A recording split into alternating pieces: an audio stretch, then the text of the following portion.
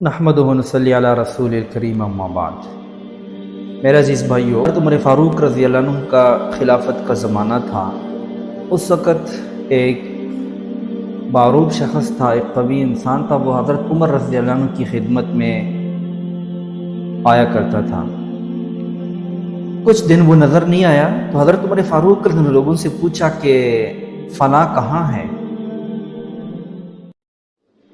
لوگوں نے کہا کہ امیر المؤمنین اس کا پتہ مت کیجیے، اس کے بارے میں مت پوچھیے، وہ تو شراب میں مست ہو گیا، یعنی وہ شخص اس گناہ میں مبتلا ہو گیا اور شام چلا گیا ہے، اس کے بارے میں مت پوچھیے۔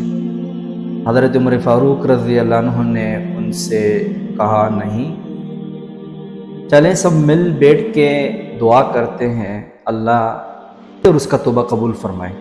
اور ایک خط لکھا، خط میں لکھا کہ یہ خط عمر بن خطاب رضی اللہ عنہ کی طرف سے ہے، فلاں کے لیے ہے، اس کا نام بھی لکھا۔ اور خط میں آخر میں آگے ایک آیت لکھی، قرآن کی ایک آیت ہے، غافر الذنب وقابل التوب شدید العقاب ذی الطول لا الہ الا هو الیہ المصیر۔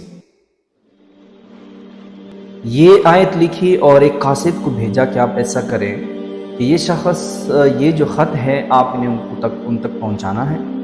شام بھیجا، شام، مدینے سے شام، اور اس کو ڈھونڈنا ہے، کسی اور کو نہیں دینا، اس وقت اس کو دینا ہے جب وہ نشے میں نہ ہو۔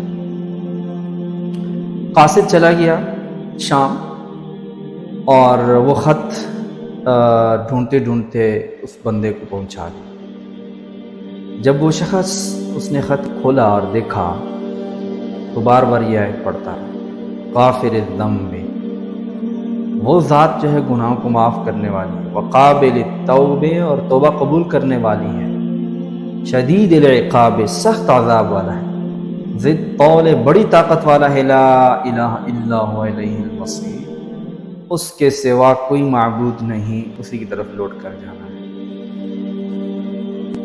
یہ شخص یہ آیت بار بار پڑھتا رہا اور اپنے ساتھ کہتا رہا کہ حضرت عمر فاروق نے رضی اللہ عنہ نے مجھے اللہ کی رحمت کی امید بھی دلائی ہے اور اس نے مجھے اللہ کے عذاب سے ڈرایا بھی۔ بار بار اپنے ساتھ یہ پڑھتا رہا اور روتا رہا، یہاں تک کہ وہ توبہ طائب ہوا اسی قاصد کے سامنے، اور اس نے ایسا توبہ کر لیا کہ زندگی میں پھر شراب کو منہ نہیں لگائے۔ وہ قاصد حضرت عمر ان کے پاس آئے، فرمایا امیر المؤمنین، میں نے وہ قاصد کو خط، وہ شرابی کو خط آپ کا پہنچا دیا، وہ توبہ طائب ہو گیا۔ حضرت عمر رضی اللہ عنہ نے لوگوں سے فرمایا کہ دیکھیں، آپ لوگوں نے بھی یہی طریقہ اختیار کرنا ہے، اگر آپ کا کوئی مسلمان بھائی سیدھے راستے سے بھٹک جائے یا وہ کسی گناہ میں مبتلا ہو جائے تو اس کے لیے دعا کریں کہ اللہ اس کو سیدھے راستے کی طرف لے آئے اور اللہ اس کا توبہ قبول فرمائے، اور اس کے خلاف شیطان کا ساتھی مت بنے۔ شیطان کا ساتھی بننے کا مطلب یہی نہیں، اس کو سختی سے منع کر کے، اس کو غصہ آئے اور وہ پھر مزید بھی بھٹکتے ہیں۔ تو میرے عزیز بھائیو، بات کرنے کا مقصد یہ ہے، ہم اس دنیا میں جی رہے ہیں، ہمیں بہت سے لوگوں سے سامنا کرنا پڑتا ہے، اپنے رشتہ داروں میں بھی، اپنے دوستوں میں بھی، جو کسی غلط کام میں مبتلا ہوتے ہیں، لیکن سب سے پہلے ان کے لیے دعا کریں، اللہ سے مانگے، یا اللہ اس کو تو توبے کی توفیق دے، اور اس کا جو سینہ ہے اس کو آپ سیدھے راستے کی طرف پھیر دیں، پھر اس کو ترغیب دے، پیار محبت سے اس کو سمجھائیں۔ دیکھیں، یہ ہم میں سے، یہ جو میں بات کر رہا ہوں، یہ ہر کوئی یہ کر رہا ہے۔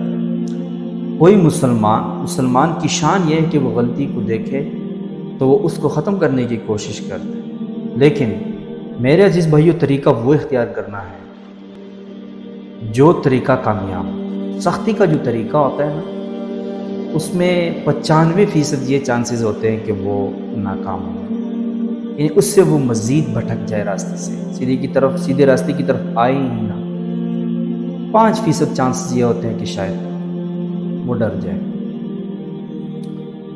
حضرت موسیٰ علیہ السلام کو اللہ تعالیٰ نے فرعون کے پاس بھیجا، تو جو قرآن کے الفاظ ہیں نا وہ ہے قولا لینا، آپ نے فرعون سے بات کرنی ہے نرم بات، انتہائی پیار محبت سے اس کو سمجھانا ہے، نرم بات کرنی، لعلہ یتذکر او یخشی، شاید کہ وہ اس نرم بات سے نصیحت حاصل کرے یا وہ ڈر جائے۔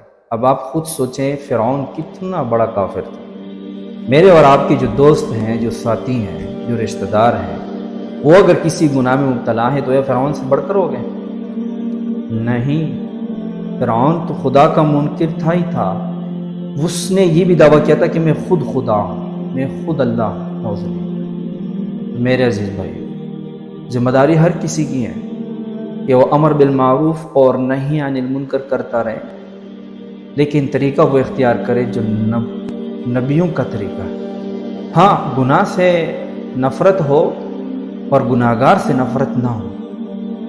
گناہگار تو ہر انسان کسی نہ کسی درجے میں ہے ہی ہے۔ ہاں، اگر کوئی بہت بڑے گناہ میں کوئی مبتلا ہے تو اس کو سیدھے راستے کی طرف لانے کے لیے یہ طریقہ آپ اختیار کریں۔ سب سے پہلے ان کے لیے دعا کریں، اللہ سے مانگیں، پھر اس کے بعد اس کو نرمی سے سمجھائیں۔ سمجھانے میں بھی دو باتوں کا خیال کریں، ایک تو یہ ہے کہ اللہ کی رحمت کی امید دلائیں۔ اللہ کی رحمت بہت بڑی ہے، اللہ کی رحمت وسیع ہے۔ اگر ایک انسان کی ساری زندگی گناہوں میں گزری ہوئی نا، اور اللہ تعالیٰ نے اس کو آخری وقت میں توبے کی توفیق دی، یعنی مرنے سے کچھ دیر پہلے، اور دل سے توبہ کر لیا، تو اللہ کے لیے بہت آسان ہے کہ اس کو معاف کرے۔ اور دوسرا یہ ہے کہ ان کو اللہ کے عذاب سے پھر ڈرائیں۔ اللہ کا عذاب بہت سخت ہے، اللہ کی طاقت بہت بڑی ہے، وہ سخت عذاب ہم برداشت نہیں کر سکیں۔ ایسے پیار محبت سے سمجھائیں گے تو انشاءاللہ امید ہے کہ وہ سیدھے راستے کی طرف آ جائیں گے۔